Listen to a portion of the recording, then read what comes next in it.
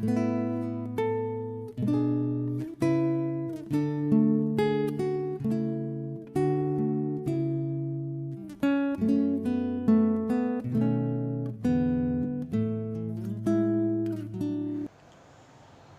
Ibu, Saudara yang dikasihi Tuhan, selamat malam, selamat bertemu kembali.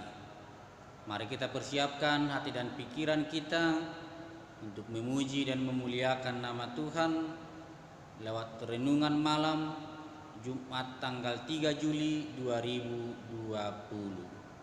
Kita bernyanyi dari buku Ende nomor 86 ayat 1 dan ayat yang keempat, Silang Nabadiai.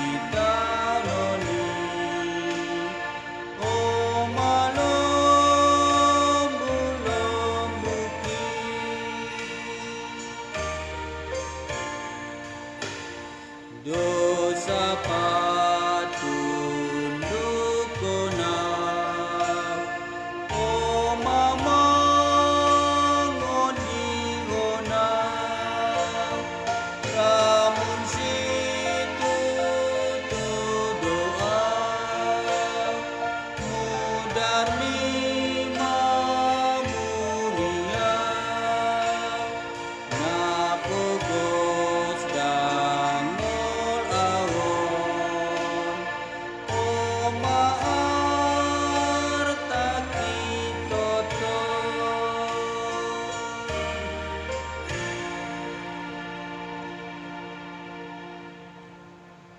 kita berdoa. Terima kasih Allah Bapa di sorga yang penuh kasih menyertai kehidupan kami sepanjang hari ini. Kami serahkan kehidupan kami untuk melewati malam ini bersama-sama dengan Tuhan. Kiranya Tuhan membimbing kami lewat firman yang mau kami dengar, agar kami senantiasa berpegang teguh kepada Tuhan. Dalam Yesus Kristus kami berdoa dan bersyukur. Amin. Bapak, Ibu, Saudara yang dikasihi Tuhan, firman Tuhan menyapa kita tertulis dari kitab Roma 7 ayat 7 sampai ayat 20. Begini dikatakan di dalam firman Tuhan. Jika demikian, apakah yang hendak kita katakan? Apakah hukum Taurat itu dosa? Sekali-kali tidak. Sebaliknya, justru oleh hukum Taurat aku telah mengenal dosa. Karena aku yang tidak tahu apa itu keinginan, kalau hukum Taurat tidak mengatakan jangan mengingini. Tetapi dalam perintah itu dosa mendapat kesempatan untuk membangkitkan di dalam diriku rupa-rupa keinginan. Sebab tanpa hukum Taurat dosa mati. Dahulu aku hidup tanpa hukum Taurat, akan tetapi sesudah datang perintah itu, dosa mulai hidup. Sebaliknya aku mati. Dan perintah yang seharusnya membawa kepada hidup, ternyata bagiku justru membawa kepada kematian. Sebab dalam perintah itu, dosa mendapat kesempatan untuk menipu aku, dan oleh perintah itu ia membunuh aku. Jadi hukum Taurat adalah kudus, dan perintah itu juga adalah kudus, benar, dan baik. Jika demikian, adakah yang baik itu menjadi kematian bagiku? Sekali-kali tidak.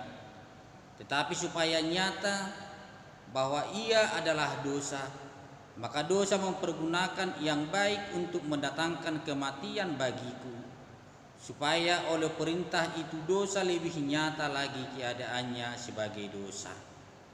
Sebab kita tahu bahwa hukum Taurat adalah rohani, tetapi aku bersifat daging, terjual di bawah kuasa dosa.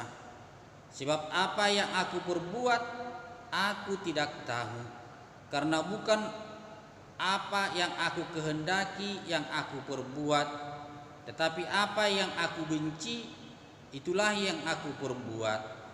Jadi jika aku perbuat apa yang tidak aku kehendaki, aku menyetujui bahwa hukum Taurat itu baik. Kalau demikian, bukan aku lagi yang memperbuatnya, tetapi dosa yang ada di dalam aku. Sebab aku tahu bahwa di dalam aku, yaitu di dalam aku sebagai manusia, tidak ada sesuatu yang baik. Sebab kehendak memang ada di dalam aku, tetapi bukan hal berbuat apa yang baik. Sebab bukan apa yang aku kehendaki, yaitu yang baik yang aku perbuat, melainkan apa yang tidak aku kehendaki, yaitu yang jahat yang aku perbuat. Jadi jika aku berbuat apa yang tidak aku kehendaki, maka bukan lagi aku yang memperbuatnya, tetapi dosa yang diam di dalam aku. Demikian firman Tuhan. Bapak Ibu Saudara yang dikasihi Tuhan, hiada hubigi sadapat dohan didok songonon dosa hasian. Dalam bahasa Indonesia kira-kira artinya seperti ini: berteman dengan kekurangan. Maksudnya ada hal-hal yang kurang baik yang melekat di dalam diri kita, dan kita begitu sulit untuk meninggalkannya. Semakin kita berusaha untuk menjauhinya, tetapi masih saja kita lakukan. Kita sudah berusaha semaksimal mungkin agar tidak lagi mengulangi perbuatan itu. Ternyata masih saja kita lakukan. Ido baina didok dosa hasian. Kekurangan itu adalah kebiasaan buruk yang sudah melekat di dalam diri kita, sehingga dia sudah seperti teman dekat yang selalu mengikuti kita kemanapun kita pergi. Kita tahu itu salah, kita tahu itu dosa, kita tahu itu berakibat buruk untuk kesehatan kita, dan juga berakibat buruk kepada orang lain, tetapi masih saja kita mengulangi hal yang sama di dalam kehidupan kita. Bahkan kita sudah meninggalkannya beberapa waktu, tetapi tanpa kita sadari, bisa saja arah kita, arah langkah kita, atau tangan kita masih mau kembali mengarah ke situ tanpa kita sadari. Karena itu perlu usaha keras, iman yang teguh, kebulatan tekad untuk meninggalkannya jauh-jauh tanpa harus menoleh lagi ke belakang. Karena itu di ayat 7 tadi dikatakan, jika demikian, apakah yang hendak kita katakan? Apakah hukum Taurat itu dosa? Sekali-kali tidak. Sebaliknya, justru oleh hukum Taurat aku mengenal dosa. Karena aku juga tidak tahu apa itu keinginan kalau hukum Taurat tidak mengatakannya, jangan mengingini. Jadi justru oleh hukum Taurat aku mengenal dosa. Tua di doa dong patiki asata boto dosata. Jadi hukum Taurat itu berfungsi untuk mengenal kita akan dosa, karena di dalam hukum Taurat ada suruhan yang harus dilakukan, tetapi ada juga larangan yang harus dihindari dan tidak boleh kita lakukan. Tetapi karena kita sebagai manusia, kita tadi sering sudah berusaha meninggalkan dosa itu, meninggalkan segala bentuk kekurangan-kekurangan di dalam diri kita. Tetapi kembali lagi dan balik lagi ke hal yang sama. Karena itu kita baca di ayat 19 dan ayat 20 jelas dikatakan, sebab bukan apa yang aku kehendaki yaitu yang baik yang aku perbuat, melainkan apa yang tidak aku kehendaki yaitu yang jahat yang aku perbuat. Jadi jika aku berbuat apa yang tidak aku kehendaki, maka bukan lagi aku yang memperbuatnya, tetapi dosa yang diam di dalam aku. Jadi sudah jelas bahwa kita sebagai manusia sering sekali berbuat dosa, berbuat kesalahan.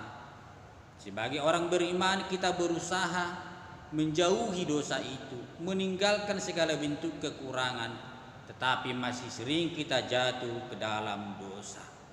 Tetapi mari kita memohon pengampunan kepada Tuhan agar kita disucikan dengan darah Tuhan Yesus Kristus, agar kita beroleh keselamatan. Amin. Kita kembali bernyanyi dari buku Enten nomor 424 ayat 2 dan ayat yang keempat. Soarani Toddi.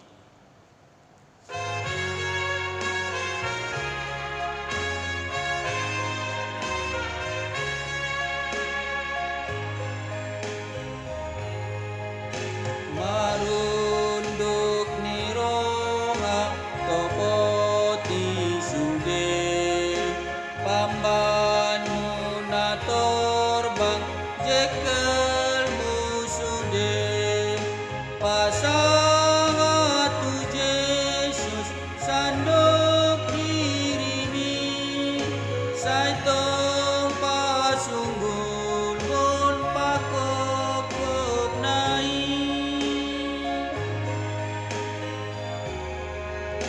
Tarsor homar dosa manurut lomong, tungunang dadati say alolaka, dopakon Tuhanmu pargogodoi, manesa pamalum sude dosami.